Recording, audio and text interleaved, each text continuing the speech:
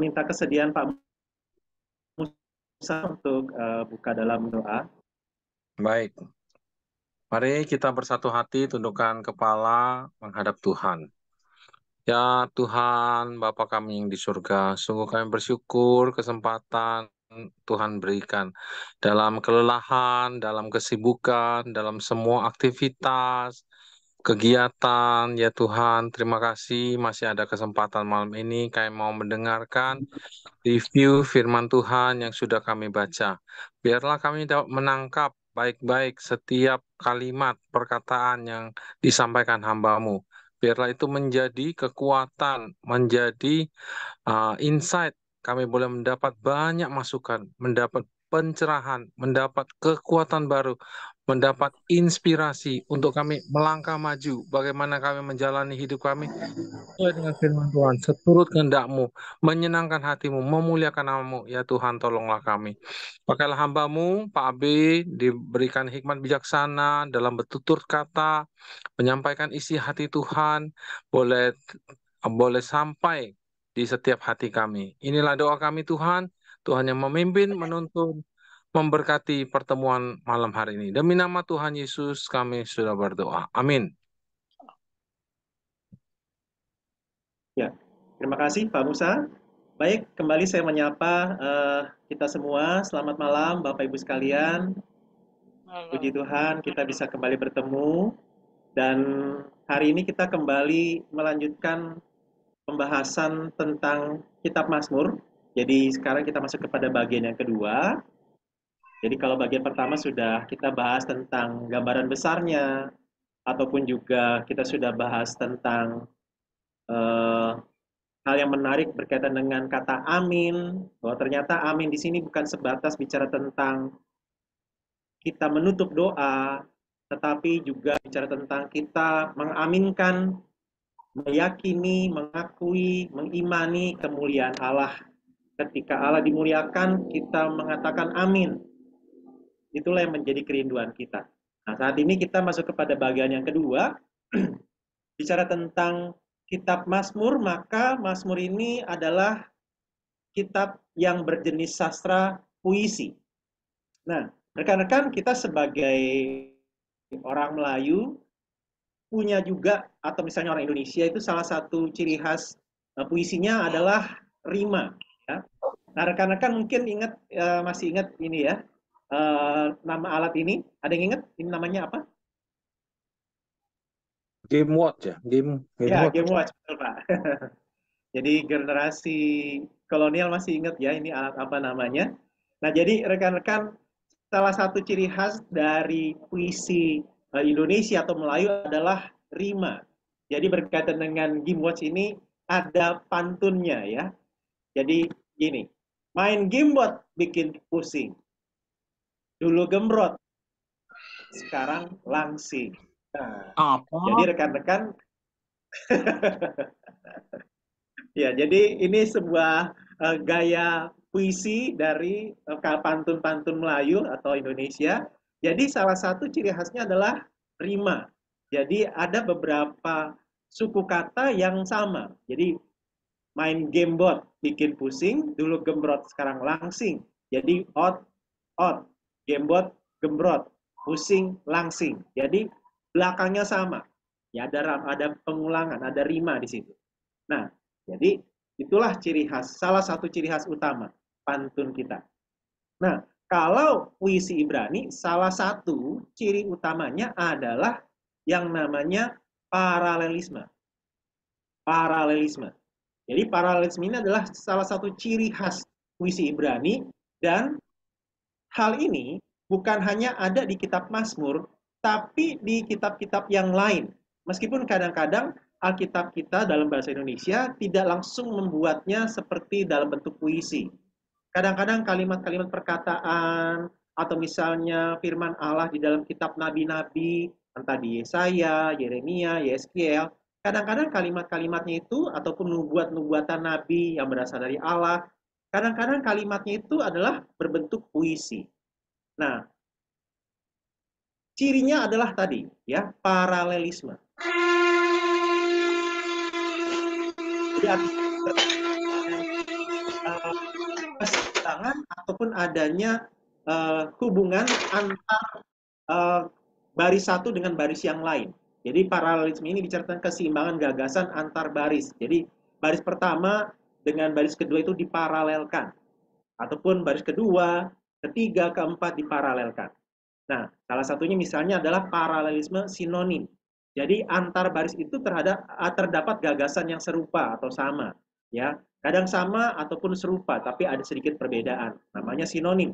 Jadi ada kalimat-kalimat yang kalimat pertama seperti apa, kalimat kedua seperti apa, nah gagasannya itu serupa. Nah, ini sangat menolong sekali dalam artian apa? Ketika nanti kita menemukan kata-kata atau istilah-istilah yang di kalimat pertama misalnya membingungkan, maka kita mendapatkan bantuan dari kalimat berikutnya. Nah, demikian juga ada hubungan yang lain selain sinonim, yaitu antitesis. Jadi ada hubungan yang berlawanan atau gagasan yang berlawanan. Jadi gagasan di baris pertama ataupun ide di baris pertama itu berlawanan dengan ide di baris kedua. Nah, atau yang lain misalnya sintetis. Jadi baris kedua melengkapi ide di baris pertama. Ataupun juga paralelisme perbandingan. Jadi antara baris satu dengan baris dua dibandingkan. Nah, ini secara umum seperti ini. Meskipun nanti kalau rekan-rekan mau mempelajari lebih dalam, hubungan antar baris ini sangat banyak, sangat ragam, ya, sangat beragam. Tapi hal yang utamanya umumnya seperti ini, sinonim, antitesis, sintesis, dan perbandingan. Nah, jadi ini salah satu ciri khasnya, ya. Nah, rekan-rekan, jadi saya hendak menyampaikan ini saja untuk pengantar kitab Mazmurnya. Nah, kemudian ada ciri yang lain yaitu kiasme. Kiasme itu dari huruf Yunani ki, jadi ada semacam pola. Misalnya kalimat pertama idenya itu A, kalimat kedua idenya B, kalimat ketiga idenya B aksen. Jadi semacam eh, hubungan gagasan dengan kalimat sebelumnya. Dan nanti kemudian kalimat keempat ternyata ada hubungan dengan kalimat pertama. Jadi ada pola seperti silang begitu. A, B, B aksen, A aksen. Atau misalnya paralelismenya menanjak. Jadi ada semakin klimaks menuju kepada poin yang diharapkan. Nah, paralelisme ini juga tidak terbatas pada baris, tapi juga bait. Nanti rekan-rekan bisa lihat. Ataupun juga misalnya ciri yang lain itu metafora. Misalnya apa? Misalnya Mazmur 23, Tuhan adalah gembalaku. Jadi si pemazmur sedang mengibaratkan Tuhan itu seperti gembala bagi Daud dan Daud adalah dombanya. Jadi ini adalah semacam penggambaran metafora. Jadi perumpamaan lah kira-kira begitu. Atau misalnya engkau kota bentengku. Jadi bicara tentang Allah diibaratkan seperti kota benteng yang kuat, yang kokoh, tempat berlindung yang teguh. Wah, itu kayak lagu ya. Ataupun juga rusa, seperti rusa yang merindukan sungai yang berair. Demikian juga jiwaku. Nah, jadi ada perbandingan menggunakan perumpamaan.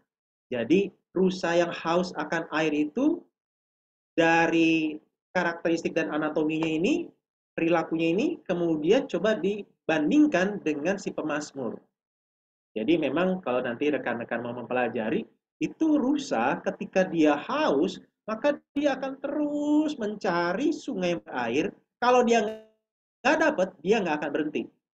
Kenapa? Kalau dia berhenti untuk istirahat, tapi dia kehausan, dia bisa-bisa akan mati kehausan. Jadi pilihannya antara mati kecapean atau mati kehausan. Nah, jadi dari situlah sang pemazmur menggambarkan, saya ini kalau nggak ketemu Tuhan, saya ini kalau nggak dengar firman Tuhan, saya itu seperti rusa yang mau mati rasanya. Yang hausnya ini nggak terpuaskan. Nah, jadi dengan adanya penggambaran ini, kita bisa lebih menghayati lagi setiap kalimat-kalimat yang disampaikan oleh si pemazmur. Nah, sehingga kemudian kita mulai bertanya, sejauh apa sih kita sungguh-sungguh rindu akan Tuhan? Apakah kita seperti seekor rusa yang rindu akan sungai yang berair? Dia akan berjuang terus-menerus tanpa kenal lelah, berusaha dan tidak menyerah, asalkan dapat sungai yang berair. Atau juga asap ya, ini Jadi ada berbagai objek-objek benda-benda yang dijadikan semacam kiasan, ya, atau perumpamaan. Atau misalnya referen, jadi ada semacam pengulangan, ya. Nah, atau misalnya akrostik. Nah, ini memang ciri khas yang salah satunya dari puisi di Mazmur, tapi mungkin rekan-rekan tidak terlalu bisa melihat ini kalau di Alkitab berbahasa Indonesia. Kenapa? Karena misalnya di Mazmur 119 itu kan ayatnya cukup panjang. Banyak sekali ayatnya. Nah, tetapi kalau rekan-rekan membaca Alkitab di dalam bentuk buku, Mazmur 119 itu rekan-rekan akan melihat ada pembatasan-pembatasan. Ayat 1 sampai sekian, kemudian ada sela, kemudian ada sekian, ayat sekian sampai sekian. Nah, itu biasanya kata pertama dalam bahasa aslinya, di dalam kelompok-kelompok ayat tadi, itu dimulai dengan abjad Ibrani mulai dari yang pertama. Jadi Alef, kemudian nanti ada kelompok ayat berikutnya dimulai huruf pertamanya dimulai dengan huruf kedua Ibrani itu Bet, ya. Kemudian nanti kelompok yang ketiga, kata pertama dalam ayat-ayat kelompok ketiga itu dimulai dengan huruf abjad ketiga Ibrani yaitu Gimel, ya. Jadi Alef, Bet, Gmail, Dalet, E, dan seterusnya. Ya, jadi kalau kita kan A, B, C, D, E, dan seterusnya. Nah, kalau abjad Ibrani, Alef, Bet, Gmail, Dalet, E, dan seterusnya. Jadi memang kalau dalam Alkitab kita tidak kelihatan pola itu. Nah, ini jadi ciri-ciri khasnya. Ini untuk kita ketahui. Nah, tetapi sekarang saya fokus kepada paralelismenya. Nah, kita akan lihat dari Mazmur 1. Nah, di Mazmur 1 ini dikatakan berbahagialah orang. Nah, mungkin rekan-rekan masih ingat ya. Kalau rekan-rekan baca Alkitab kita, yang khususnya Alkitab buku, itu kan ada kalimat yang menjorok keluar, ada kalimat yang menjorok ke dalam. Nah, kalimat ini terjadi itu ada tujuannya, ada maksudnya, yaitu kalimat ini dibaca bersaut-sautan, bertanggapan, seperti orang sedang berpantun. Jadi kalimat yang menjorok keluar itu dibacakan, disebutkan oleh si pemimpin pujian atau si pemimpin liturgi. Nah, kemudian kalimat yang menjorok ke dalam akan dikatakan atau disebutkan atau dibacakan oleh jemaat. Jadi ada semacam saut-sautan di dalam ibadah, dalam pembacaan Mazmur ini, ya. Jadi itu fungsinya. Sehingga kalau kita nanti baca lagi Mazmur, kenapa ya kok ada kalimat-kalimatnya seperti ini? Tujuannya adalah bagaimana ibadah ini bisa saling terlibat satu dengan yang lain. Jadi dikatakan dalam bagian ini, berbahagialah orang yang tidak berjalan menurut nasihat orang fasik, yang tidak berdiri di jalan orang berdosa, dan yang tidak duduk dalam kumpulan pencemooh, tetapi yang kesukaannya ialah Taurat Tuhan, dan yang merenungkan Taurat itu siang dan malam. Ia seperti pohon yang ditanam di tepi aliran air, yang menghasilkan buahnya pada musimnya, dan yang tidak layu daunnya. Apa saja yang dibuatnya berhasil. Bukan demikian orang fasik. Mereka seperti sekam yang ditiupkan angin. Oh, oke. Terima kasih untuk infonya.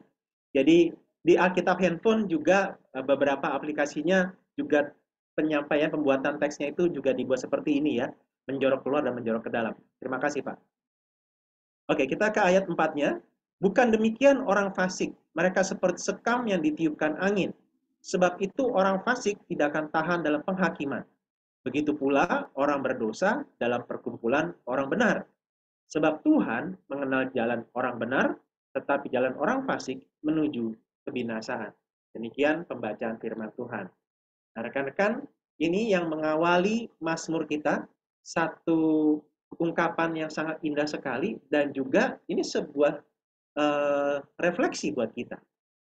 Diawali dengan kata-kata berbahagialah orang yang begini, begini, begini, begini, begini. Nah, yang menjadi pertanyaan buat kita itu merasa bahagia kalau apa ya? Apa yang membuat kita merasa bahagia? Hal apa yang kita lakukan kalau kita lakukan membuat kita bahagia? Hal apa yang kalau kita miliki itu akan membuat kita bahagia? Nah, Mazmur ini mengatakan, oke, kalau misalnya kita punya uang banyak membuat kita bahagia, punya keluarga yang akur itu bahagia, itu hal yang umum, silakan. Tetapi ada kebahagiaan yang lain yang mau disampaikan ini juga perlu untuk menjadi salah satu faktor yang membuat kita bahagia. Nah, kita lanjut kepada strukturnya ya rekan-rekan. Nah, jadi begini, ini karena saya fokus kepada paralelismenya, jadi ini gambarannya adalah ada orang yang diibaratkan seperti pohon yang ditanam di tepi aliran air. Jadi pasti pohon ini akan bertumbuh dengan lebat, bertumbuh dengan sehat, bisa menghasilkan buah yang lebat. Karena apa? Ditanam di tepi aliran air. Jadi selalu begitu mudah mendapatkan sumber bagi kehidupannya. Nah, sekarang kita lihat strukturnya. Seperti tadi bicara tentang paralelisme, maka ini sudah saya susun. Dikatakan berbahagialah orang. Nah, jadi rekan-rekan bisa lihat di sini. Ada paralelisme atau hubungan yang coba disejajarkan ya. Kalimat satu dengan kalimat dua. Jadi, yang tidak berjalan menurut nasihat orang fasik, yang tidak berdiri di jalan orang berdosa, yang tidak duduk dalam kumpulan pencemooh. Nah, ini kira-kira paralelisme apa nih rekan-rekan?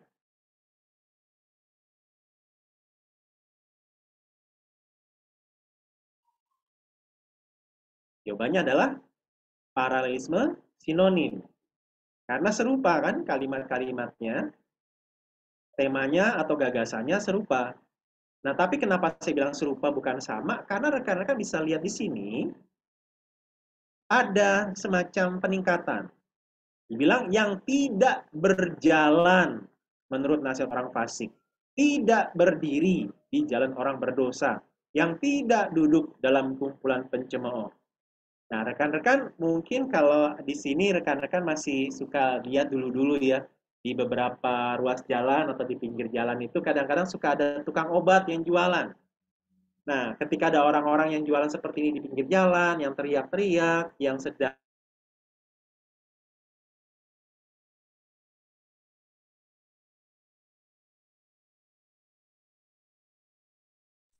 Kok hilang ya suaranya? Mana dia? Iya, nggak ada suaranya Pak Musa. Pak B, Hilang, Pak Abraham suaranya. Pak B, Nican Ali. Mungkin lagi freeze ya. Freeze itu membeku. Mesti dicairkan. Dia kedinginan. Beku di freezer. Bisa ya komentar ya. Dari tadi diam terus. baru sampai rumah. Jadi lanjutkan apa enggak nih? Lanjut dong. Tunggu aja, sabar.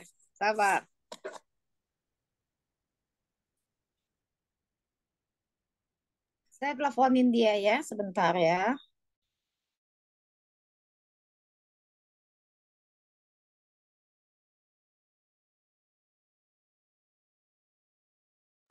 Langsung tanya jawab aja, Cang Lau. Oh ya maaf, tadi ini sinyalnya keputus Pak. Nah, udah masuk. Ya maaf, tadi sinyalnya putus kayaknya. Dilanjut. Pak Abri kenapa mukanya nggak jelas ya, kabur ya? Oh ya, Jelas kok. Enggak, mukanya di sini kayak kabur. Kagak terang gitu. Kenapa ya? Kabur kemana? Enggak kemana. Emang kamu lihatnya terang ya? Jelas lah. oh ya memang ini mungkin pencahayaan dari laptopnya. Iya, maksudnya nggak jelas kayak muka Musa tuh terang banget. Oh, oh ya, Pak Musa bisa buat saya untuk ini jadi co-host? Siap. Kasih Pak. Musa tuh pencahayaannya pakai berapa ini lampunya tuh. Waduh, gila terang sekali. Sampai jerawatnya aja semua kelihatan. Oke, tadi ada gangguan teknis sebentar. Jadi kita bisa lihat di sini ada semacam peningkatan ya. Jadi berjalan, berdiri, duduk. Jadi awalnya cuma berjalan, lama-lama mulai diam, tapi tetap berdiri, lama-lama kemudian diam dan duduk. Artinya apa? Sudah mulai nyaman, sudah mulai senang, sudah benar-benar stabil berada di tempat tersebut. Nah, jadi rekan-rekan kita bisa lihat di sini, pemazmur sudah menyoroti bahwa hati-hati kita menjadi orang yang awalnya cuma coba-coba, lama-lama kemudian aktivitas kita semakin mendalam, kita berada dalam kita mengikuti nasihat, berarti petunjuk orang fasik. Di jalan orang berdosa artinya kita mulai memperhatikan dan mempraktikkan gaya hidup mereka, dan akhirnya mulai nyaman untuk berkumpul bersama-sama dengan mereka. Nah, sehingga ada yang mengatakan bahwa kita adalah 3 atau 5 orang yang biasa bergaul bersama dengan kita. Dalam artian, sebagaimana orang-orang yang bergaul dengan kita, maka itulah kita jadinya. Ini memang beberapa orang suka kasih nasihat seperti ini ya. Ibaratnya ketika kita sering bergaul dengan orang-orang pengusaha es krim, ini katanya Andrew Tate, maka ya udah, ketika dengerin percakapan mereka, ide-ide mereka, lama-lama akhirnya apa? Kita jadi orang yang tahu banyak tentang es krim. Kita lama-lama jadi orang yang mengerti tentang es krim, bahkan mungkin lama-lama jadi pengusaha es krim. Jadi 5 atau 3 atau 5 orang terdekat dengan kita yang kita sering berkumpul bersama-sama, itulah yang akan mengasah dan membentuk kita. Nah, pemazmur bilang jangan. Kita harus menarik diri dari orang-orang seperti ini. Nah, tetapi kemudian ada paralelisme berikutnya. Kalau ini bicara tentang jangan lakukan, maka di sini adalah yang harus dilakukan. Yang kesukaannya ialah Taurat Tuhan, dan merenungkan Taurat itu siang dan malam. Jadi kita lihat kembali ada paralelisme. Kesukaan, merenungkan. Kesukaan berarti bicara tentang apa yang ada di dalam hati. Nah, ini kan serupa temanya. Tapi kalau merenungkan, artinya itu ada aktivitas yang kelihatan. Direnungkan, dihayati, dipikirkan. Nah, siang dan malam artinya bukan maksudnya baca Alkitab terus, nggak berhenti-berhenti, nggak melakukan hal yang lain, melainkan Taurat yang dibaca itu diingat-ingat terus, dikenang terus, diperhatikan dan dihayati. Nah, ini orang yang benar, orang yang menarik diri dari kumpulan orang yang hidupnya jahat, dan sekarang kita akan lihat seperti apakah gambarannya, ya. Nah, di sini ada metafora, ya seperti pohon. Seperti pohon di sini bukan maksudnya orang yang tadi ya, yang rajin baca Alkitab itu seperti pohon di mana rambutnya kriwil-kriwil seperti daun pohon jambu, bukan ya. Tapi maksudnya pohon yang dimaksud itu menggambarkan ada hal-hal yang mau ditekankan. Pohon dalam artian benar-benar pohon yang ditanam di tepi aliran air, kemudian paralelisme berikutnya yang menghasilkan buahnya pada musimnya, yang tidak layu daunnya, apa saja yang dibuatnya berhasil. Nah, jadi rekan-rekan bisa lihat di sini ada pengumpamaan tentang orang benar. Seperti pohon yang ditanam di tepi aliran air, artinya dia terus terikat dan dekat melekat dengan sumbernya, sehingga ketika tiba waktunya, dia bisa menghasilkan buah. Daunnya tidak layu, segar terus. Berarti kalau dikatakan menghasilkan buah pada musimnya, berarti ada musim-musim di mana pohon ini harus berjuang. Ada musim kering, ada musim panas. Nah, tetapi karena ditanam di tepi aliran air, pohon ini bisa terus bertumbuh bahkan berbuah. Makanya disimpulkan, apa saja yang dibuatnya berhasil, apa saja yang diperbuatnya berhasil. Nah, jadi inilah gambaran dari orang benar, yang hidupnya terus melekat pada firman Tuhan, maka hidupnya pasti berhasil. Cuma pertanyaannya berhasil.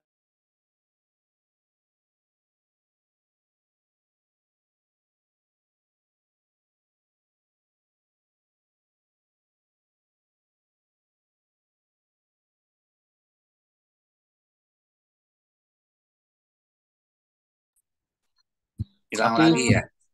kesedot Iya. siapa sih? Pak B? Ya, oke. Pak Kemi? Ya. Maaf, tadi keputus di sini ya. Nah, sekarang kita ke ayat 4. Bukan demikian orang fasik. Nah, mereka seperti sekam yang ditiupkan angin. Nah, jadi rekan-rekan bisa lihat, tadi kalau kita kembali ke ayat sebelumnya, berbahagialah orang, nah ini kita bisa simpulkan, orang benar. Nah, baru kemudian ada tempat sedang membandingkan antara orang di ayat 1 dan 2 dengan orang fasik. Nah, orang fasiknya habis dibandingkan, kemudian dikasih perumpamaan. Kalau orang benar diumpamakan seperti pohon, kalau orang fasik diumpamakan seperti sekam. Nah, rekan-rekan pasti tahu sekam ya. Nah, sekam ini kan kosong. Itu ya begitu ditiup angin, udah melayang. Jadi hampa. Kelihatan wujudnya tapi kosong. Nah, jadi gambarannya adalah pohon di sini, pohon yang terus melekat ataupun menikmati aliran air itu sehingga dia hidup dan berbuah. Nah, di sini orang fasik itu mati. Jadi gambarannya adalah orang benar itu hidup, orang fasik mati. Nah, makanya dikatakan sebab itu orang fasik tidak akan tahan dalam penghakiman. Begitu pula orang berdosa dalam perkumpulan orang benar. Sebab Tuhan mengenal jalan orang benar, tetapi jalan orang fasik menuju kebinasaan. Nah, jadi rekan-rekan kita bisa lihat di sini. Kalau tadi bicara tentang orang benar yang dia menarik diri dari kumpulan orang-orang fasik. Nah, kalau di sini orang fasiknya yang menarik diri, nggak tahan. Jadi kita perhatikan paralelnya, orang fasik, orang berdosa. Nah, kan mungkin kita bingung ya, orang fasik itu apa? Bukan orang fasih, bukan orang bersisik ya, tapi orang, kalau dilihat paralelisme, orang berdosa, arti orang jahat, orang yang hidupnya tidak sesuai dengan firman Tuhan. Jadi orang fasik itu ya di sini disimpulkan orang berdosa, orang yang mengeraskan hatinya terhadap Tuhan untuk hidup dalam dosa. Nah, jadi orang fasik tidak tahan dalam penghakiman. Kalimat kedua, orang berdosa. Nah, di sini sebenarnya ada kata yang terselubung, yaitu tidak akan tahan. Nah, itulah kenapa dengan kita mengerti tentang paralelisme, maka kita mengerti di sini maksudnya apa. Jadi, bisa dikalimatkan kembali, yaitu begitu pula orang berdosa tidak akan tahan dalam perkumpulan orang benar. Nah, jadi dari sini ketika kita bertanya-tanya, penghakiman ini maksudnya apa? Apakah si orang berdosa ini lagi dihakimi di pengadilan? Nah, ternyata di sini paralelismenya adalah perkumpulan orang benar. Jangan-jangan mungkin orang yang fasik atau orang berdosa ini tidak tahan dalam artian ketika berada di dalam komunitas umat Tuhan, orang-orang ini nggak tahan. Kenapa? Karena dirinya merasa terhakimi. Orang-orang ini merasa bahwa saya memang nggak suka punya kehidupan yang saleh seperti ini. Saya lebih suka hidup dalam dosa. Sehingga saya menarik diri dari perkumpulan orang benar. Nah, jadi itu yang salah satu tips yang bisa menolong kita untuk mengerti kosakata-kosakata tertentu yang ketika kita bingung, lihat saja paralelismenya. Nah, tetapi memang ada juga yang mengatakan jangan-jangan ini semacam peningkatan yang terbalik. Kalau perkumpulan orang benar bicara tentang yang terjadi di dalam kehidupan sekarang, penghakiman bicara tentang nanti penghakiman akhir yang dilakukan oleh Tuhan. Nah, kenapa demikian? Di ayat 6. Sebab Tuhan mengenal jalan orang benar, tetapi jalan orang fasik menuju kebinasaan. Nah, jadi waktu dibilang jalan orang fasik menuju kebinasaan, kita mulai tanya-tanya, binasa seperti apa maksudnya? Binasa kan ada dua macam ya.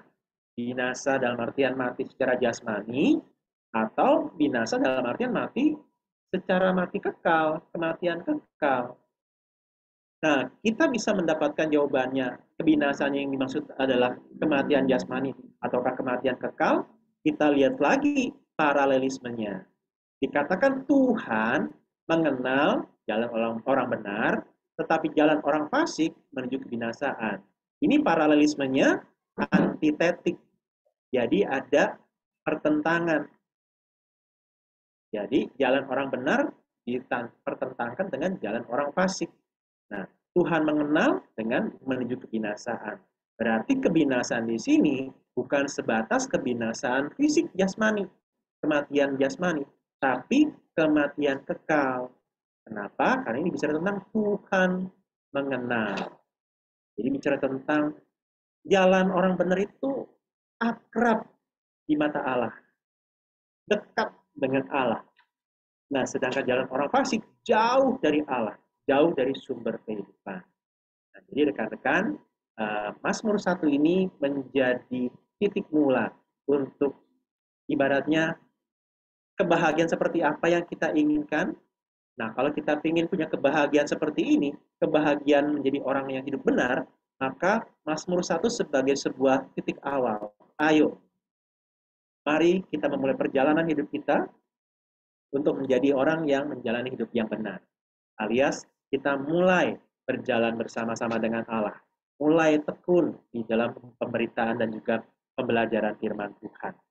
Ya, rekan-rekan, kiranya penyampaian ini semakin memotivasi kita, semakin menyemangati kita untuk mau hidup berjalan bersama dengan Allah, terus merenungkan firman Tuhan, terus melakukannya tanpa kenal lelah. Amin. Ya, rekan-rekan, demikian materi pengantar bagian kedua dari kitab Mazmur.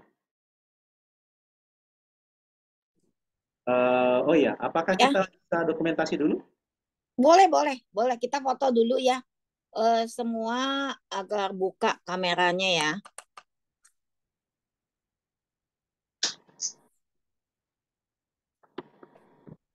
Ya, terang ya.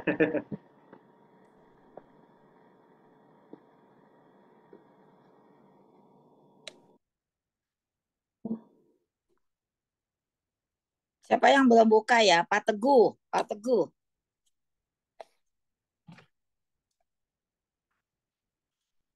Pak Teguh.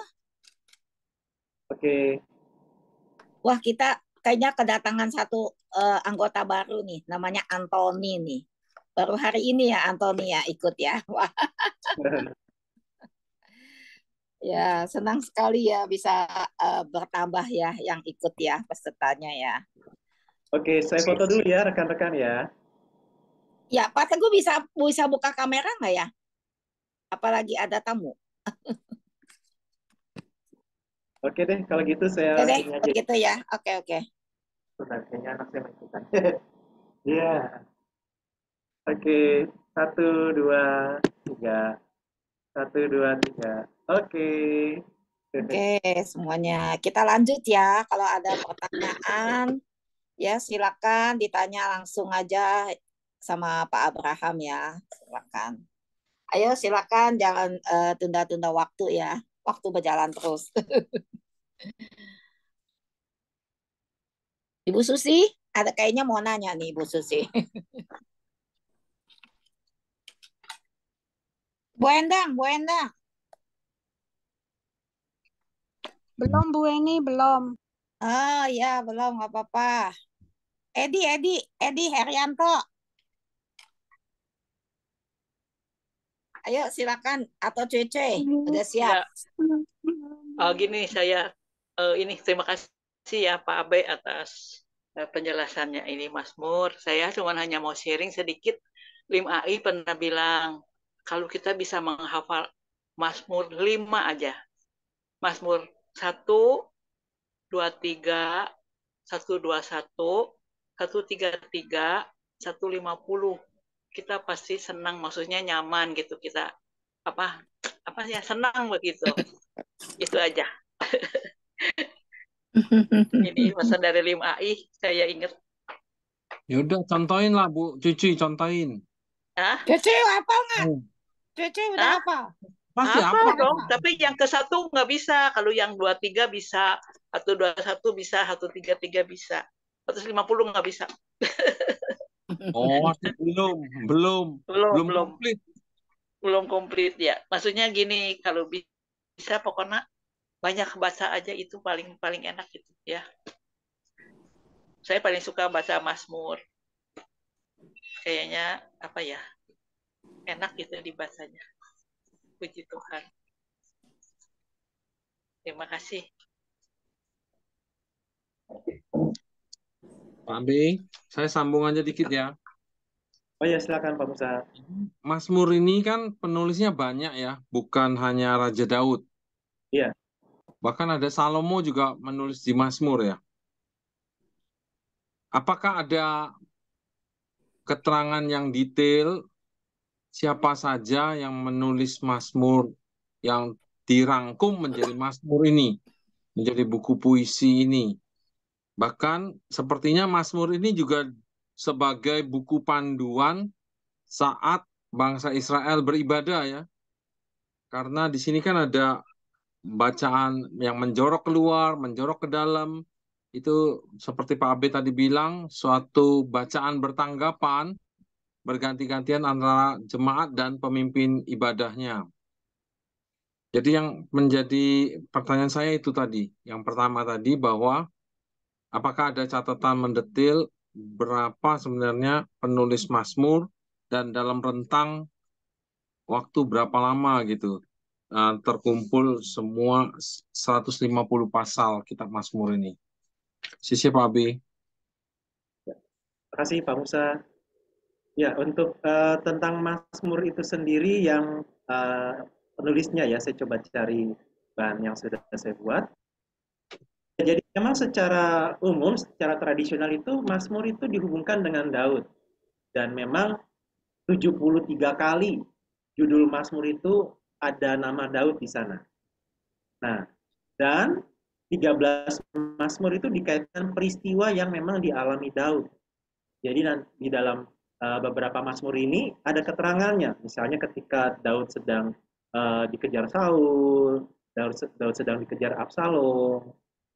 Nah, jadi itu, jadi dihubungkan dengan Daud sehingga ada yang menduga bahwa kemungkinannya itu antara Mazmur dari Daud untuk Daud atau tentang Daud. Ketika di dalam misalnya Mazmur 22 ayat 1 dalam bahasa Indonesianya untuk pemimpin biduan, menurut lagu Rusa di Kala Fajar, Mazmur Daud, itu bahasa Inggrisnya mungkin cukup membantu, for the choir director. Jadi pemimpin biduan itu maksudnya pemimpin paduan suara, ya, konduktor paduan suara, pemimpin ibadah.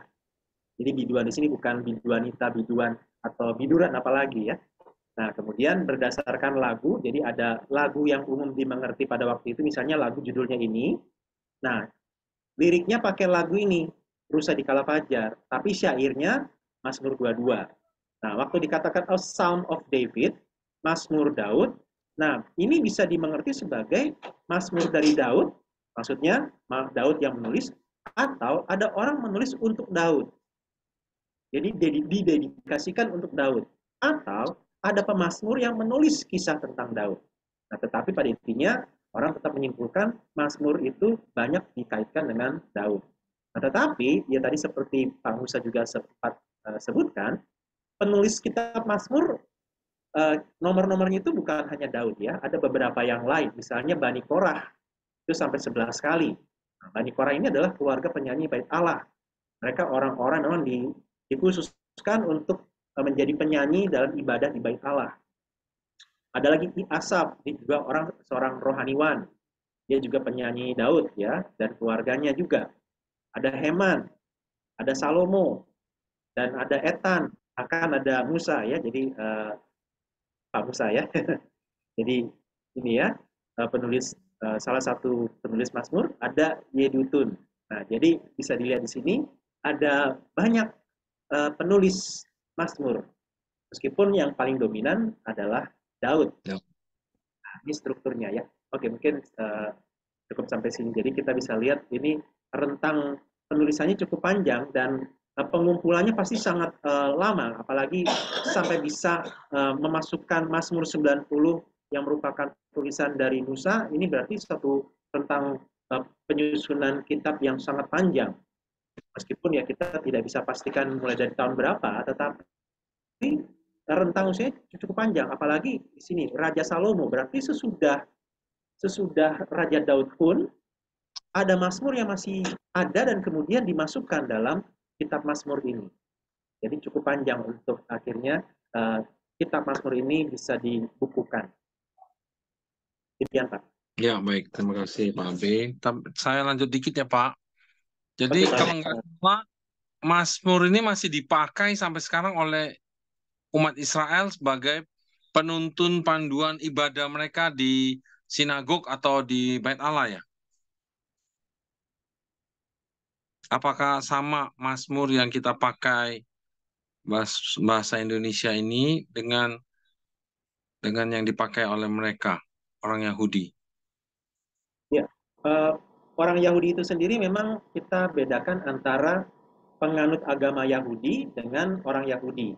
Orang Yahudi berarti bicara tentang sukunya.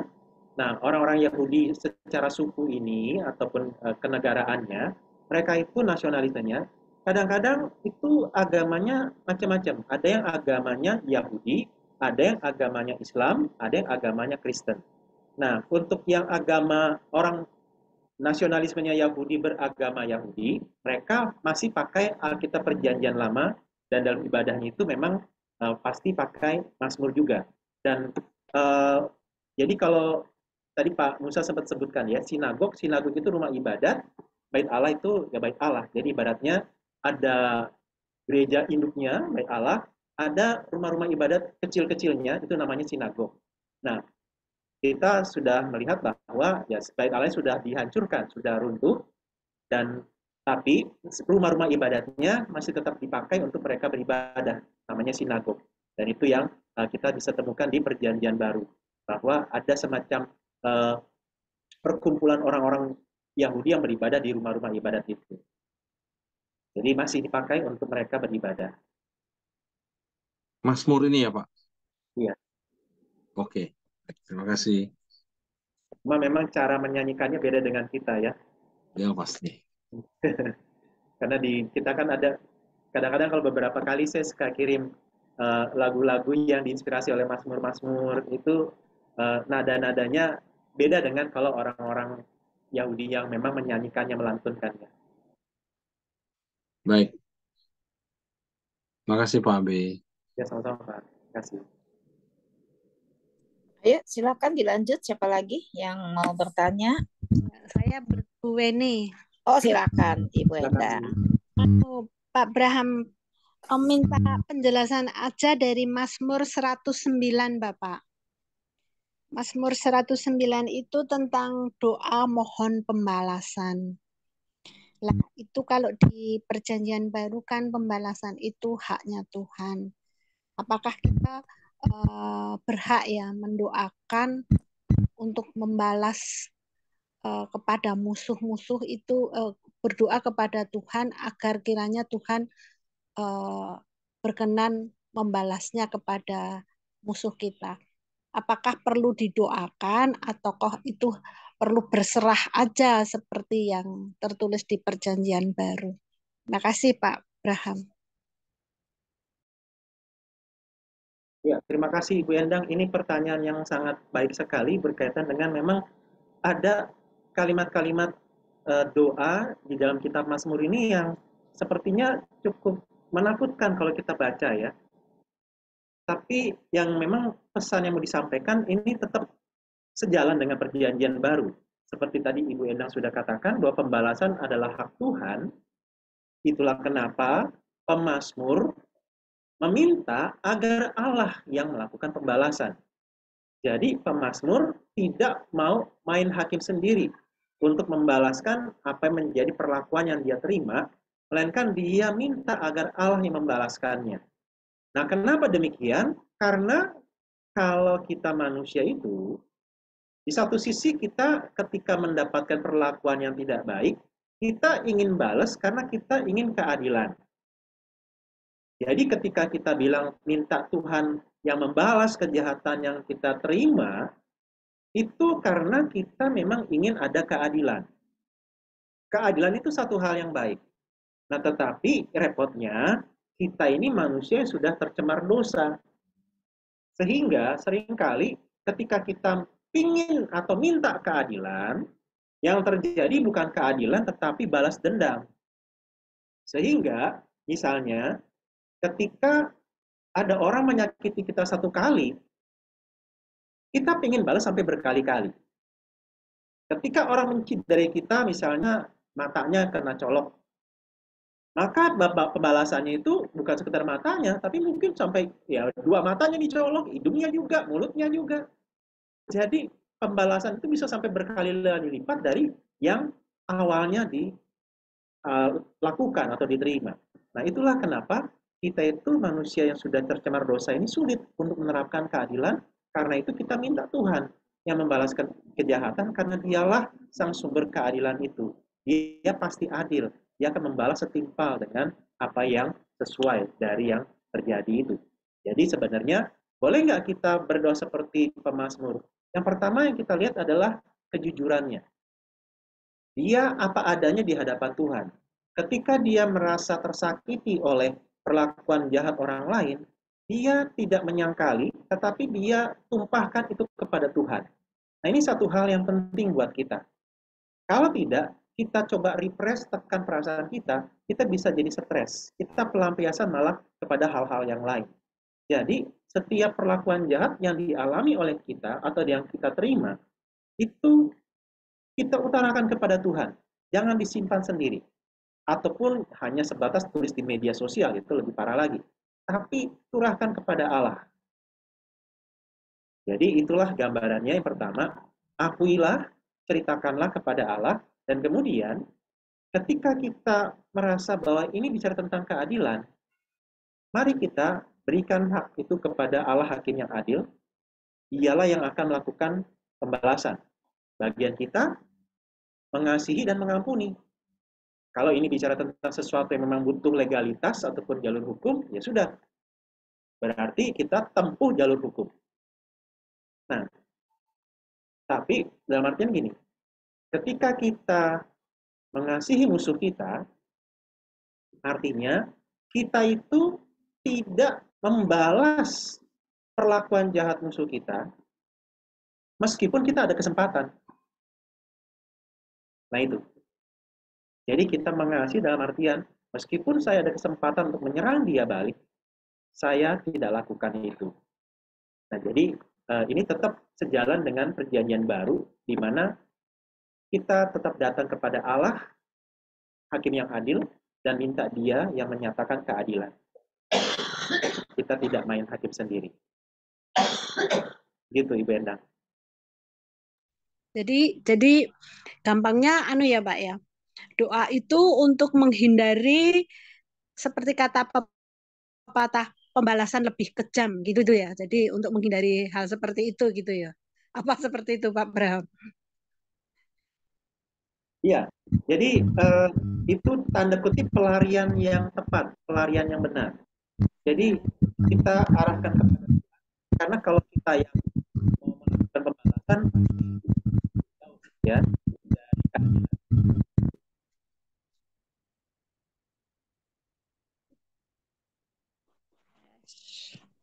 Hilang lagi ya suaranya? Iya, gangguan lagi, hilang lagi. Pak Abraham, gangguan lagi. Kemute, Pak Bek, kemute. Kemute. Oh ya, memang saya mute. Ya. Oh. Ini malah Pak Musa yang ke-mute. Oke, maksudnya ada feedback ya tadi ya? Iya, tadi makanya karena ada feedback saya mute. Siapa yang feedback? Rel kereta api. Enggak ada yang feedback kayaknya. Oke, silakan lanjut. Maaf.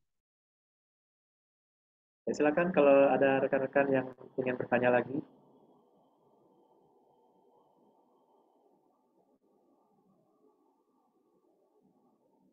Ayo, jangan malu. Oh ya, atau mungkin saya coba share satu ayat yang semoga bisa menolong kita. Dan itu sebenarnya ada lagunya ya. Di KPPK juga ada sebenarnya. Saya coba share. Yang itu seperti rusa rindu air, bukan? Berkaitan dengan pertanyaan Bu Endang tadi. Oh. Nah, ini kan dibilang, oh Tuhanku, jemaah diriku. Karena kan Anda pernah dengar lagunya ya. Itu terambil dari Mazmur 139 ayat 23-24. Di sini ada doa, sedilikilah aku ya Allah dan kenalah hatiku, ujilah aku dan kenalah pikiran-pikiranku, lihatlah apakah jalanku serong dan tuntunlah aku di jalan yang kekal. Nah ini doa yang sangat membuka diri di hadapan Tuhan. Nah kita lihat ayat-ayat sebelumnya. Ini, sekiranya di KPK ada tuh. Asik ya Allah. 204. Iya. Oh Tuhanku, ya kan lagunya kan? Ya, itu betul, Bu. Lidiki hatiku. Nah, Oke, lanjut. ya itu terambil dari ini. Mazmur 139 ayat 23-24. Jadi bisa dipakai sebagai pengakuan dosa di hadapan Tuhan. Nah, menariknya kalau kita lihat ayat-ayat sebelumnya, ini menggambarkan seperti ada kemarahan. Sekiranya engkau mematikan orang fasik, ya Allah, sehingga menjauh daripadaku penumpah-penumpah darah yang berkata-kata dusta terhadap engkau dan melawan engkau dengan sia-sia. Masakan aku tidak membenci orang-orang yang membenci engkau, ya Tuhan, dan tidak merasa jemu dengan orang yang bangkit melawan engkau. Aku sama sekali membenci mereka. Mereka menjadi musuhku. Nah, jadi kan kita bisa bayangkan bagaimana pemazmur ini begitu kesal, begitu marah terhadap orang berdosa, orang-orang yang hidupnya jahat. Maksudnya berdosa di sini bukan kita ya, kita kan orang yang masih bisa jatuh dalam dosa, bukan itu maksudnya. Tetapi orang yang secara terang-terangan hidupnya jahat dan menjauh dari Tuhan, memberontak terhadap Tuhan.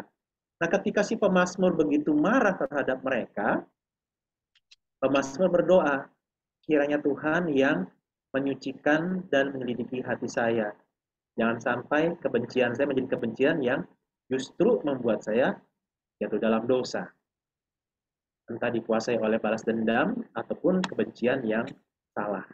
Nah, jadi itu rekan-rekan ya, bagaimana Mazmur ini adalah sebuah gambaran dari dinamika hidup umat Allah yang jujur apa adanya di hadapan Tuhan. Apa yang menjadi isi hatinya dia tumpahkan, dia ekspresikan.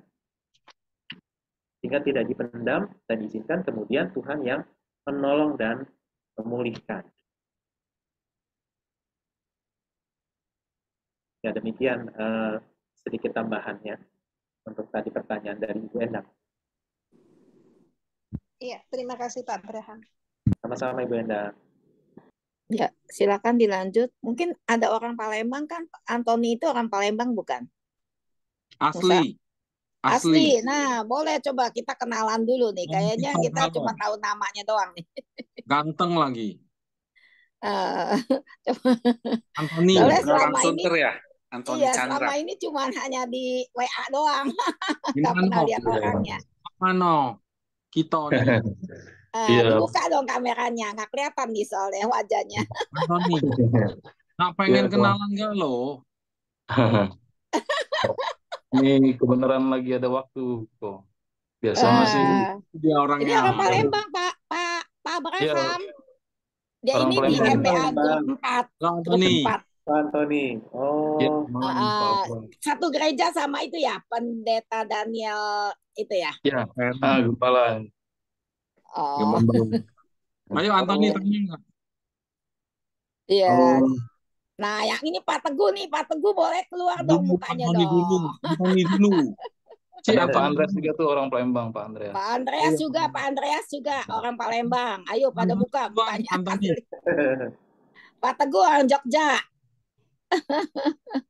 Ibu Endang juga Jogja ya? Antoni mau nanya nggak Antoni?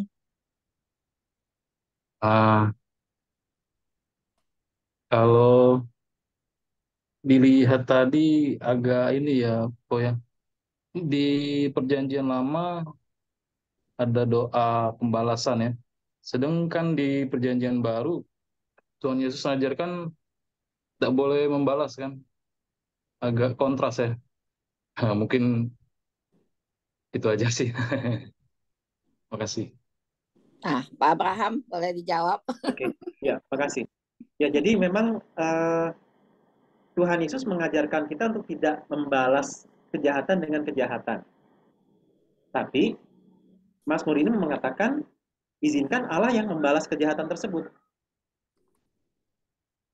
Jadi tidak bertentangan dan pada akhirnya kalau kita lihat justru perjanjian baru akhirnya malah menggenapi dalam artian begini. Sebenarnya kalau Allah mau benar-benar menyatakan keadilannya kepada dunia, maka kita semua habis. Karena kita semua berdosa. Kita semua hidupnya jauh dari Allah. Kita pasti banyak berbuat jahat. Nah, Allah membalaskannya, kalau dia langsung balas ke kita habis, nggak ada yang sanggup. Nah, tetapi Allah balaskan hukuman itu kepada putranya, yaitu Kristus. Jadi dosa kita ditanggung oleh Kristus. Hukuman atas pembalasan terhadap kejahatan kita justru diterima oleh Kristus. Sehingga makanya masuklah pada pengajaran Kristus bahwa ampunilah mereka seperti halnya aku telah mengampuni kamu. Kalau dalam Efesus pasal yang keempat ya, hendaklah kamu ramah, penuh kasih mesra, dan saling mengampuni sebagaimana Kristus telah mengampuni kamu. Jadi kalau kita aja yang kejahatannya begitu banyak diampuni oleh Allah, mari kita belajar untuk mengampuni orang lain juga. Jadi sebenarnya tidak bertentangan ya, tetapi saling melengkapi. Ada berbagai sudut yang diberikan untuk kita bisa melihat tentang kejahatan itu ya harus dihukum. Karena yang namanya keadilan, yang benar diberi upah, yang salah, yang jahat harus dihukum. Allah lah yang paling boleh, yang paling berhak untuk itu, bukan kita. Nah itulah kenapa Tuhan Yesus bilang ya jangan kita yang mengambil otoritas itu. Bagian kita mengasihi, mengampuni, dan tidak kemudian mencari kesempatan untuk membalas ketika kita punya kesempatan. Demikian, Pak Antoni. Amin. Pak B, amin. Saya aminkan ya. Barusan siang tadi saya sharing-sharing gitu kan. Maaf ya, saya minta waktu sedikit, saya sharing sedikit. Jadi memang mengenai pengampunan ini hal yang paling sulit kita manusia lakukan. Karena di dalam hati kita ada pride ya, ada harga diri, ada ego juga. Jadi pada saat kita merasa orang lain menyakiti kita yang tidak pada tempatnya, di mana seharusnya tidak demikian, kita menjadi mendengki, marah, emosi, bahkan menjadi dendam. Nah, jadi di Mazmur 109 itu tadi kan, Pak Abi kasih tahu bahwa itu memang satu doa, bagaimana sampai saking marahnya, dia, ya tapi akhirnya dia serahkan pada Tuhan, bukan dia turun tangan membalas. Karena kejadiannya yang tadi saya sharing itu, sampai orangnya sulit untuk mengampuni. Nah, jadi memang kalau kita lihat Raja Daud kan ya, dia dikutuki oleh Simei waktu dia keluar lari dari Absalom ya. Dia dilemparin batu, diomong-omong, dikutukin oleh Simei. Tapi begitu Abisai mau menyerang Simei, Daud melarang, biarlah. Mungkin Tuhan yang suruh dia mengutuki Daud. Itu kata Daud kan. Daud tidak suruh, kalau anak buahnya disuruh nyebrang situ sebentar aja, keturunan Saul itu kan, sebentar aja dia kalahkan. Itu beberapa bulan lalu kita baca di 2 Samuel. Tapi ya Daud berbesar hati, bisa menahan diri gitu. Nah, jadi ini satu kesempatan yang saya mau sharing, hanya itu saja. Biarlah kita baik-baik menjaga diri, kita menahan emosi, memberi pengampunan, walaupun sulit, walaupun sakit, walaupun sudah luka, berdarah-darah, tetap kita harus belajar mengampuni. Jadi walaupun kita tidak salah, ya bagaimana mengampuni? Ya kita lebih dulu minta maaf. Ini terjadi juga pada saya.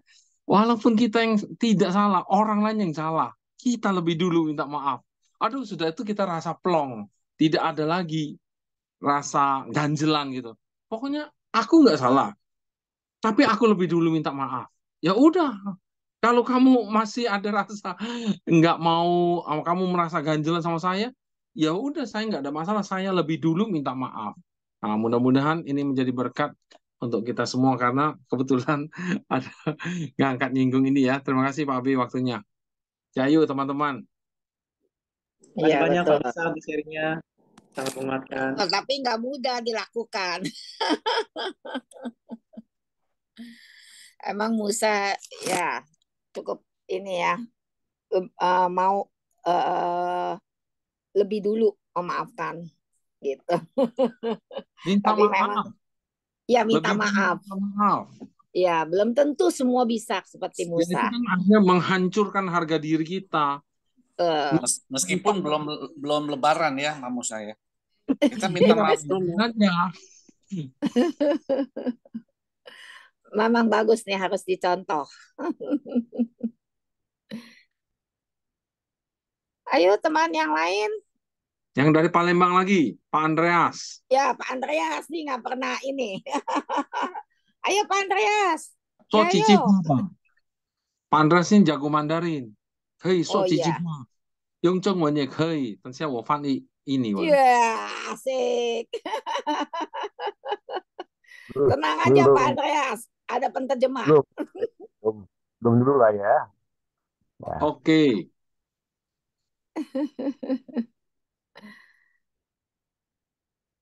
Pak Andreas sekarang tinggalnya di mana? Di Singapura ya? Kayaknya sedang di Palembang. Sedang di Palembang. Oh, sedang di Palembang. Pokoknya bolak-balik lah. Kapan sedang panas, Kapan ke sana. Jakarta? Kalau pada ke Jakarta, info-info ya. Mau nitip pempek ya? Info-info semuanya ya, Ibu Susi, Bu Endang, Pak Teguh. Waduh. Ya kalau lagi ke Jakarta kita info-info, kalau perlu kita ngumpul. MBA. Ya bagus juga sih ya, sekali-sekali kita bikin pertemuan aja ya MBA ya semua ya. Onsite. Onsite. City. Huh? Sun City. Sun City. Waduh, boleh juga tuh diundang ya, sekali semua datang ya, hadir semua. Penuh banyak nih. Kalau ada temen mau ikut juga boleh ya, diajak aja. Belum ada suaranya hari ini, Cik Kiweng. Siapa? Pak Teguh. Iya, nggak tahu nih Pak Teguh kemana ya Pak Teguh? Biasa yang paling semangat Pak Teguh nih. Iya nih. Nggak tahu nih Pak Teguhnya nih. Apalagi ini. Meeting. Lagi jadi dosen kali Pak Teguh. Dia bilang tadi ke WA saya, sorry Bu, aku sedang keluar bentar mencari food naik motor ya. Harusnya udah balik ya. Kalau lagi hati-hati makan. naik motor. Kalau lagi naik motor hati-hati, nggak usah ngomong Pak Teguh. Iya. Kok TKP aja, kok TKP. Saya nggak bisa lu, nggak dapet ilmunya nih, kurang tinggi seperti Musa. Jadi belum dulu lah, skip dulu. Bisa. Biasa jagonya. Jago. Tanya. Ya, ini dong. Ini tuh mau tanya. Abe. Ya. Oh iya, silakan. Setiap kan apakah kan khotbah Tuhan Yesus kan pernah bilang seperti anak kecil datanglah ke aku gitu. Maksudnya jangan menghalang-halangi seperti anak kecil itu gitu. Apakah Daud seperti anak kecil yang berserah kepada Tuhan, yang keluh kesahnya dia datang kepada Tuhan gitu. Jadi maksudnya anak kecil tidak ada pikiran apa-apa gitu, tidak pikirin duit, mamon, persembahan gitu loh, datang kepada Tuhan Yesus dengan hati yang terbuka gitu. Apakah maksudnya mungkin dari pertanyaan itu kali, Pak Abe, datanglah kepada aku seperti anak kecil ya, hati yang seperti anak kecil. Atau di Markus kali, Toyanto. Biarkanlah anak-anak itu datang kepadaku. Karena orang yang seperti inilah yang empunya kerajaan surga. Oke, benar-benar.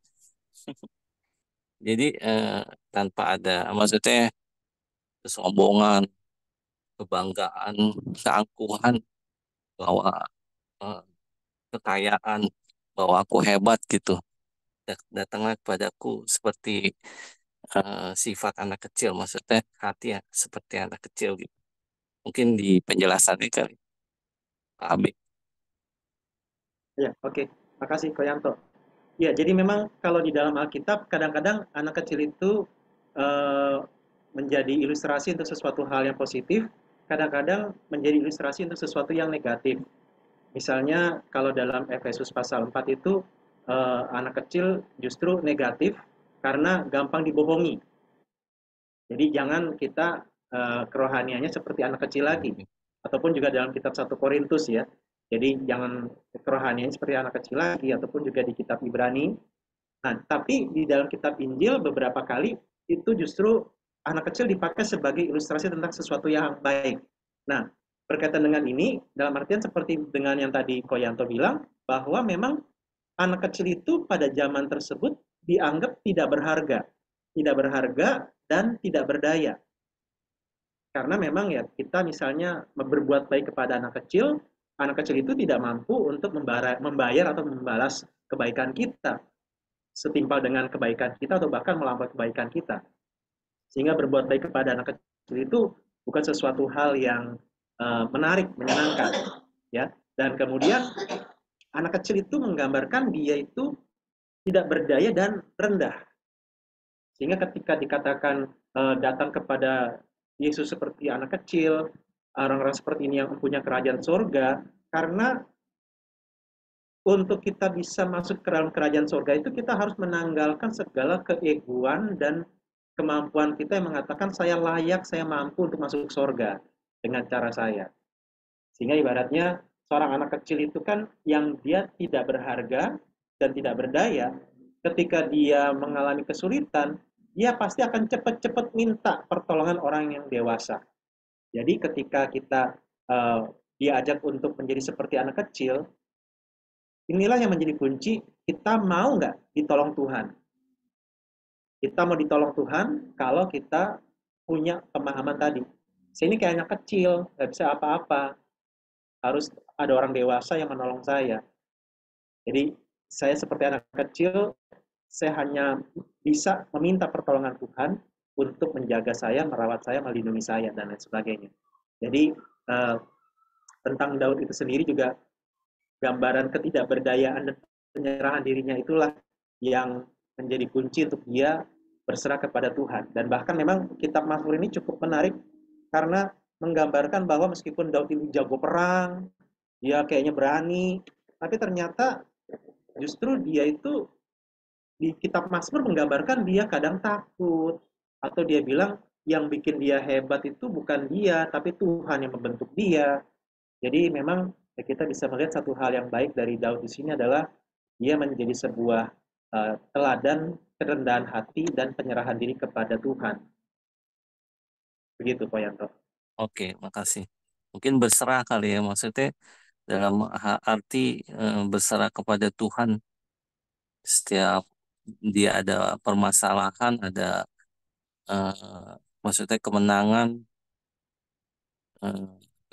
ya gitulah, kekalahan dalam peperangan gitu. Berserah kali ya, intinya sih itu berserah ya, Pak Abi. Iya. Jadi dia pasrah berserah kepada Allah ya, karena dia seperti anak kecil yang nggak sanggup kalau bukan Allah yang menjaga dan menolong dia. Oke, makasih Pak Abraham. Ya, sama-sama. Makasih Pak Yanto.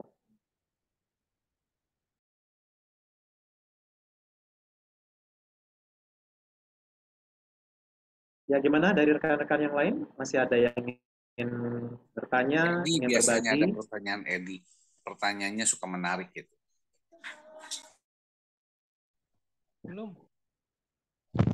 Belum Pak. Belum ada ya? Ya belum ada. Oke.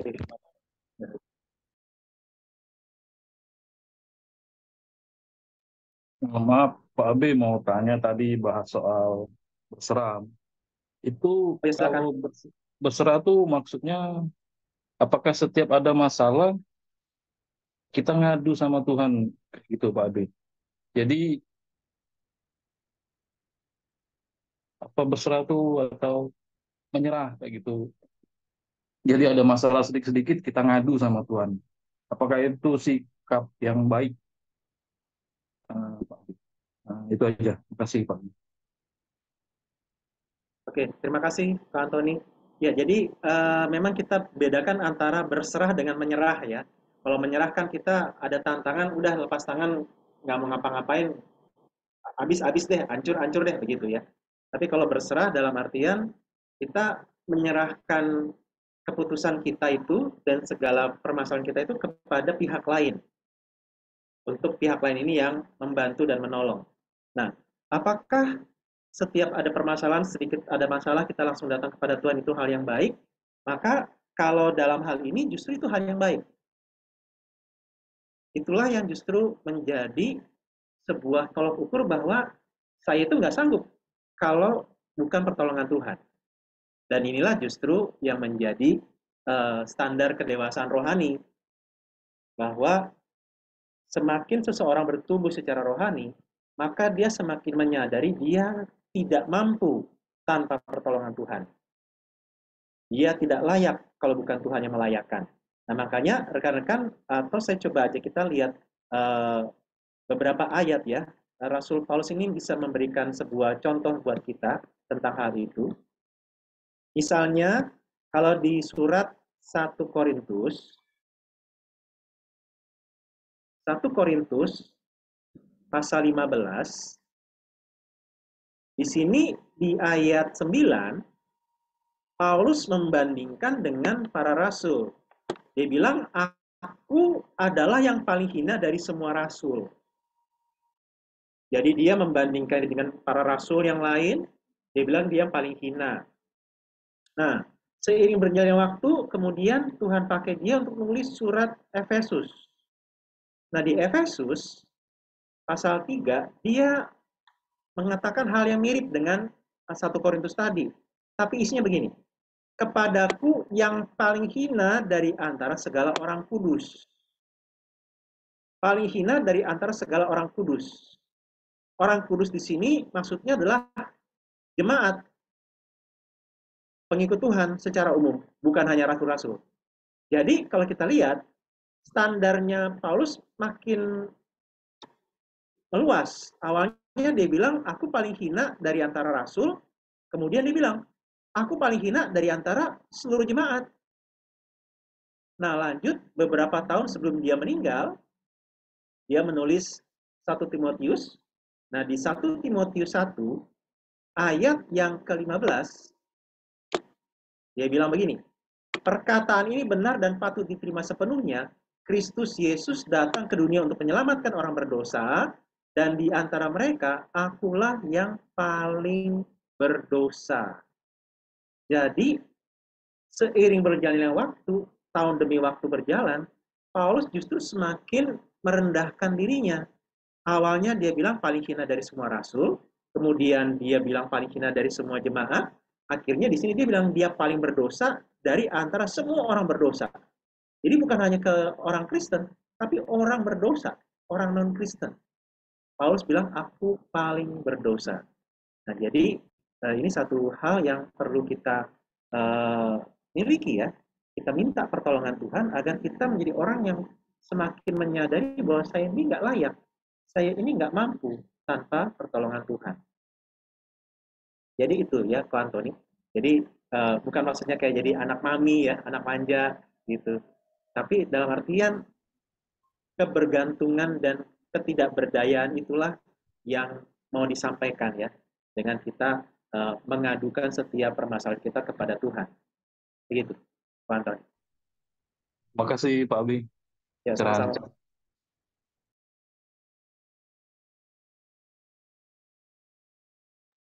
Pak Abi, jadi itu gambaran Paulus itu rendah hati,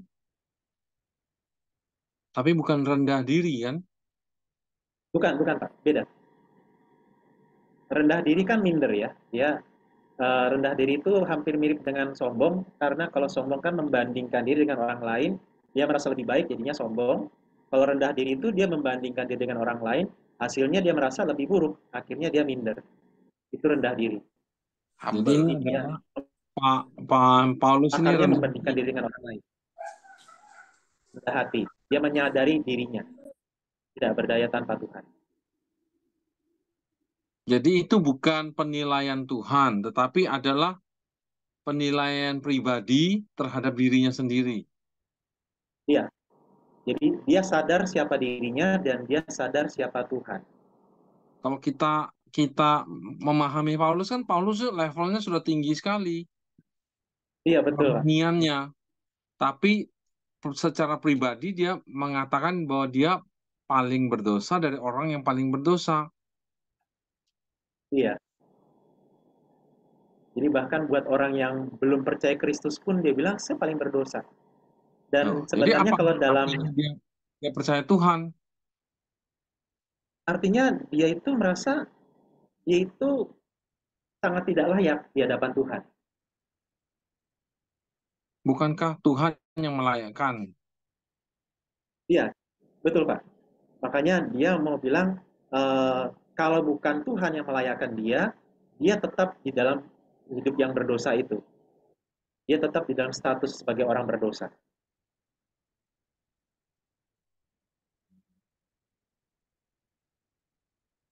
Jadi dia menyadari bahwa status dia itu bukan orang yang benar, orang yang top, orang yang terhormat, tetapi dia berdosa.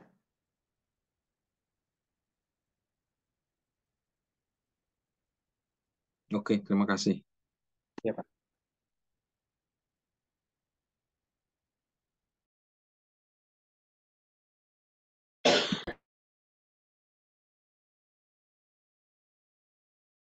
Oke, apakah masih ada? Kalau nggak ada, kita akan tutup. Ya. Nah, kalau masih ada, kita kasih waktu masih 10 menit lagi ya, 8 menit lagi. Jam 9 kita bisa tutup. Silakan kalau masih ada, kalau nggak ada kita tutup.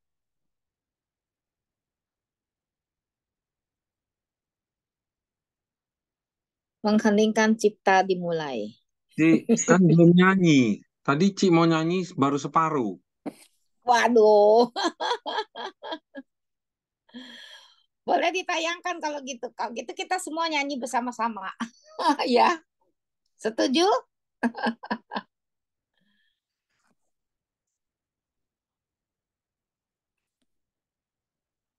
KPK lagu yang tadi KPK berapa sih? KPK itu ya? 204. 204. 204 ya.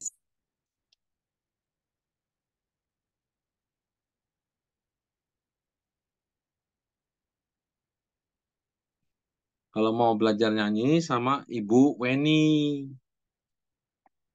Ya, Bu Endang, Bu Susi. Belajar nyanyi sama Bu Weni. Ibu Endang udah jago nyanyinya. Ya Bu Endang ya.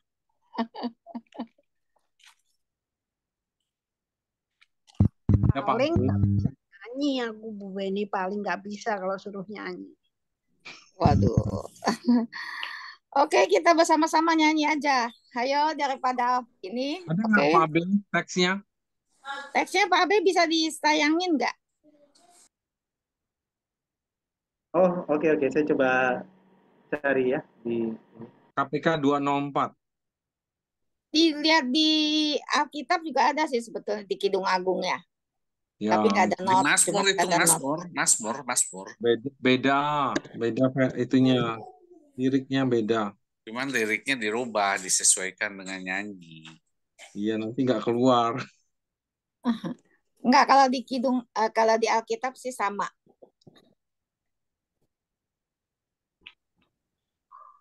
Nah, ini dia tuh teks Nah, itu. iya betul ini. Naikkan suara.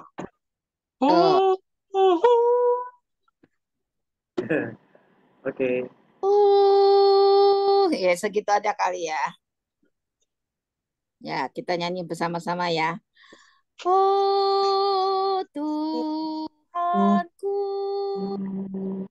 suci dan hatiku, pujilah hati dan pikiranku,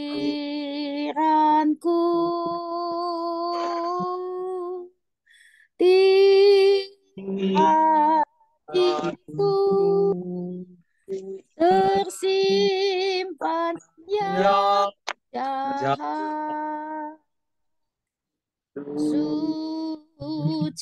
mengikat-Ku dan membebaskanku. Ya, oke, lagunya seperti itu. Semua bisa kan ya? Wah, udah pakai gitar ini langsung. Bisa nyanyi? Silakan. Dosaku dengan firman menyucikanku dan apimu bakal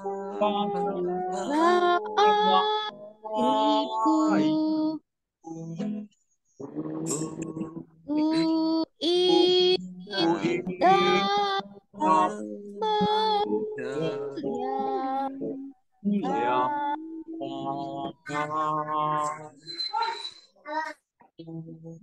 Ayat 3. Tuhanku, ku serahkan diriku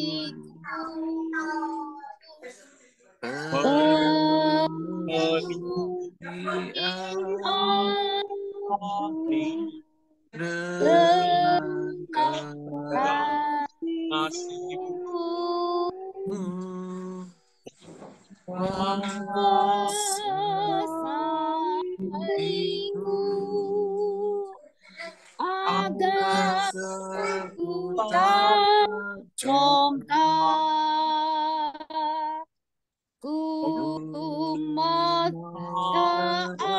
saat ini pimpinlah. Naik ke atas. Oh Tuhanku, bangkitkan jiwaku, api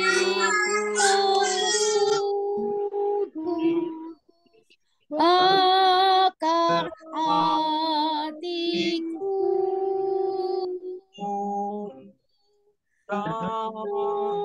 firman-Mu yang memeliharaku, hatiku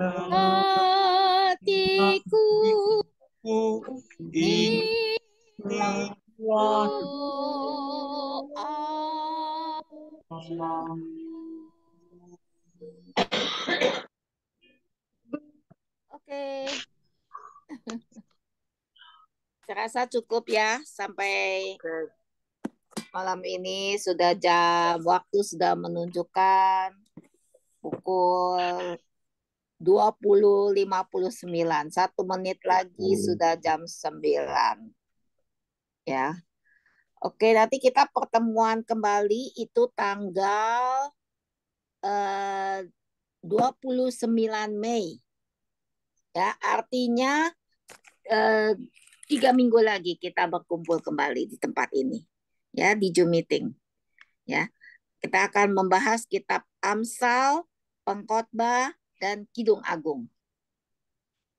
Ya. Oke, kita akan menutup pembahasan MBA pada malam hari ini.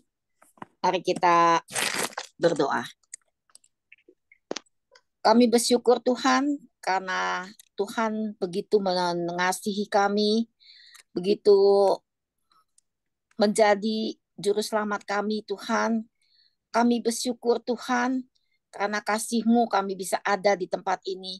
Kami bisa belajar ya Tuhan, mengerti akan maksud daripada firman-Mu ya Tuhan. Kami bersyukur Pak Abraham juga boleh memberikan pencerahan kepada kami semua, sehingga kami bisa lebih mengerti Tuhan akan arti dan maksud daripada tujuan daripada firman Tuhan. Kami bersyukur Tuhan, Biarlah Tuhan pakai kami supaya sungguh-sungguh menjadi anak-anak Tuhan yang bisa mengasihi dan bisa menjalankan di dalam kehidupan kami, Tuhan, sebagai anak Tuhan. Tuhan berkati kehidupan kami. Khususnya kami berdoa untuk setiap anggota daripada MBA. Dari MBA 1, 2, 3, dan 4. Tuhan berkati mereka semua ya Tuhan. Agar mereka sungguh mendapatkan berkat melalui pembacaan firman Tuhan setiap hari.